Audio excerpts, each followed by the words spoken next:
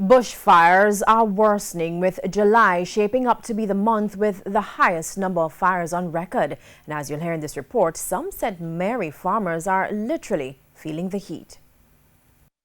In the middle of a nationwide drought and heat wave, farmers in sections of the island are also faced with another struggle: bushfires.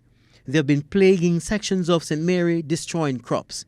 Farmers in the parish from Jacks River to Trial gave an account of how the drought and bushfires are affecting them. Farmers here suffering from both the fire, the drought, and all the rivers. If you check the stream, they are dry.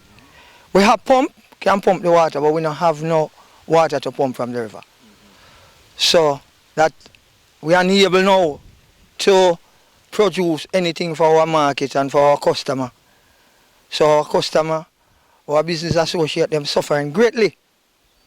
And it's a really tough time for farmers. Well, it's affected by fire. That's wildfire fire that's burning right to the east, burning to all crops.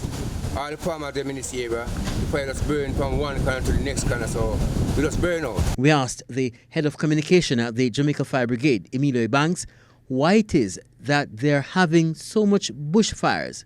Well, I think the main issue we have to look at is the temperatures. We're going through a dry spell right now, and a lot of persons are probably still not focused on the fact that these conditions are very, very prime for fires. When I say the temperature, it's not necessarily natural, but what is happening is that the place is so dry, it is so arid that once a spark goes out, then it's going to catch and it's going to move very quickly because the conditions, dry, windy, it's going to move very, very quickly.